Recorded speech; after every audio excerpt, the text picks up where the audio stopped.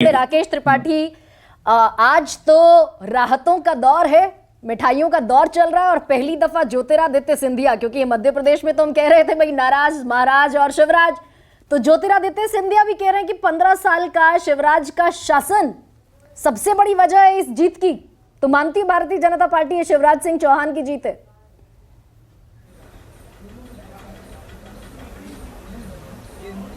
देखिए गरिमा जी, ये जो नाराज महाराज और शिवराज जिसका आपने जिक्र किया ना, यही मीडिया नैरेटिव फेक बनाने का प्रयास लगातार कांग्रेस पार्टी और उस विपक्षी दल मिलकर के करते रहे। लगातार ये प्रयास करते थे कि इस प्रकार का एक नैरेटिव सेट किया जाए, लेकिन जब मध्य प्रदेश में वोटिंग परसेंटेज इतनी बड़ी संख्या में दिखाई पड़ा, हमने स्पष्ट तौर पर तब भी कहा था कि अगर कार्यकर्ता नाराज होता तो इतनी बड़ी संख्या में वोटिंग नहीं होती। भारतीय जनता पार्टी के कार्यकर्ताओं का परिश्रम है, पार्टी के नेतृत्व का यह संयोजन और समन्वय है और प्रधानमंत्री नरेंद्र मोदी जी की गरीब कल्याण नीतियां हैं जिन पर जनता ने मुहर लगाने का काम किया है। मुझे लगता है कि कांग्रेस को सच में इंट्रोस्पेक्शन करना चाहिए, क्योंकि कमलनाथ और दिग्विजय सिंह दोनों ने मिलकर के जितनी चुनावी रैलियां की होंगी उसकी दोगुनी रैलियां अकेले शिवराज सिंह चौहान ने की है। प्रधानमंत्री नरेंद्र मोदी जी 9 बार चुनाव से पहले और चुनावी रैलियों में 15 बार मध्य प्रदेश में जाते हैं।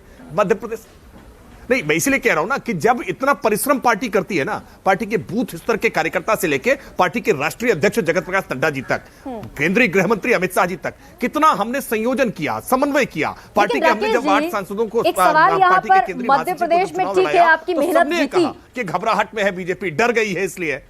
लेकिन राकेश जी, राजस्थान का जरा गणित मुझे समझाइए कि आप जब वसुंधरा राजे सिंधिया की अगुवाई में लड़े 2013 में 163 सीटें निकाल ले गए, अभी आप 112 पर सिमटते हुए नजर आ रहे हैं, तो क्या वसुंधरा राजे आगे होती, प्रोजेक्टेड होती, तो ये जीत और बेहतर होती क्या आपकी? निश्चित तौर पर हम देखिए गरिमा जी, ये हमेशा आंकलन के विषय होते हैं, ये होता तो क्या होता, वो होती तो क्या होता। लेकिन सच ये है कि राजस्थान के आंकलन में अभी भी हमें लगता है कि राजस्थान का आंकलन हमसे थोड़ा अपेक्षा से कम है। इससे और ज्यादा सीटें, 125 सीटें कम से कम न्यूनतम आनी चाहिए थी, ऐसा भारतीय जनता पार्टी का आंकलन था। लेकिन फिर भी राजस्थान का परिणाम भी हम शीश झुका करके प्रणाम कर रहे हैं जनता को जिसने अपना आशीर्वाद दिया है। विशेष तौर पर अशोक गहलोत की सरकार ने जिस तरह से अत्याचार किया था वहां, जिस तरह से मजहबी तुष्टीकरण करने का काम किया, जिस तरह से वहां पर सर तन से जुदा के नारे खुलेआम लगते हैं और उसके बाद कन्हैया लाल का गला काट दिया जाता है, कानून व्यवस्था तार-तार हो जाती है, लाल डायरी में भ्रष्टाचार के किस्से लिखे जाते हैं। ये सारी बातों के कारण जनता बहुत आक्रोश में थी। भारतीय जनता पार्टी बीजेपी को सत्ता सौंप रही है राजस्थान की जनता भी। अनुराधा जी? जी, मैं ये कहना चाहूंगी राकेश जी, मेरा आपसे एक सवाल है, वो ये कि आपको क्या लगता है कि ठीक है भूपेश बघेल की सरकार थी और लगता नहीं था कि उनके लिए कोई एंटी इनकम्बेंसी है, तो अपार्ट फ्रॉम कि वो जो एक शहरों की या मीडिया चैनल्स की बात होती है, उसके अलावा आपको क्या लगता है कि छत्तीसगढ़ में बीजेपी का अच्छा प्रदर्शन हुआ है? क्योंकि पिछली दफ़ा ये देखा गया था कि जैसे आदिवासी बाहुबल इलाका जो है वो पूरा का पूरा कांग्रेस के साथ गया था, तो इस बार क्या आप लोगों ने क्या किया है कि इस बार वो बीजेपी के साथ जाता दिख रहा है?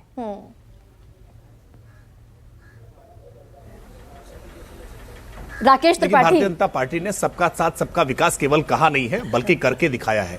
देश के सर्वोच्च पद पर द्रौपदी मुर्मू जी को बैठाना कोई छोटा निर्णय नहीं है।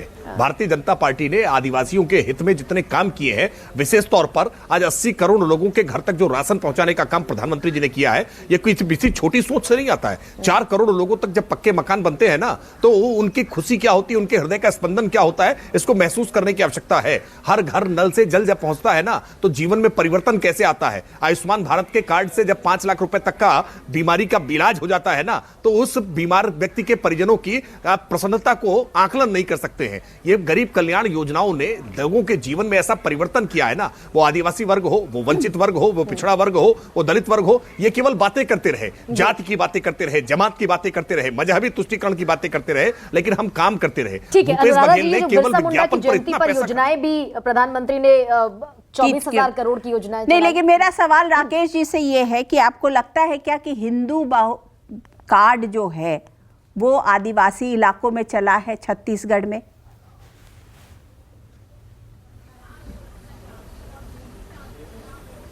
देखिए, ये बात तो कांग्रेस को आकलन करनी पड़ेगी कि कि कांग्रेस पार्टी अलग अलग राज्य के हिसाब से कभी चुनावी हिंदू बन जाती है और कभी जालीदार टोपी लगा करके मजहबी तुष्टीकरण करने लगती है। उसको तय करना होगा कि एक तरफ चुनाव के दरमियान ही वो हमास का समर्थन करने के लिए उतर आती है, वो फिलिस्तीन के लिए अपने CWC में रेजोल्यूशन पास करने लगती है, वो उनके तमाम नेता अलग अलग प्रकार से कैसे मजहबी तुष्टीकरण किया जाए इसके लिए प्रयास करते हैं। और इसी में चुनाव के बीच में ही राहुल गांधी केदारनाथ पहुंच जाते हैं कि किसी तरह से हम अपने आप को हिंदू होने का एक ढोंग रचने का काम करें। देखिए ये चलेगा नहीं। जनता इसको स्वीकार कर रही है कि सनातन पर जिस तरह से हमला इंडिया अलायंस ने लगातार करने का काम किया और सोचे समझी साजिश के तहत किया, यानी बिहार से प्रोफेसर चंद्रशेखर करेंगे, उत्तर प्रदेश से स्वामी प्रसाद मौर्य करेंगे और उदयनिधि स्टालिन वहां से बोलेंगे, प्रियंक खड़गे उसका बचाव करेंगे। ये सारी बातें जनता देख नहीं रही है क्या? आप सनातन का अपमान करेंगे, आप राम मंदिर पर सवाल खड़े करते रहेंगे। ये नॉर्थ के स्टेट में चल जाती है और साउथ के स्टेट में, सदर्न स्टेट में नहीं चल पाई। इस पर भी मैं सवाल आपसे लूंगी, लेकिन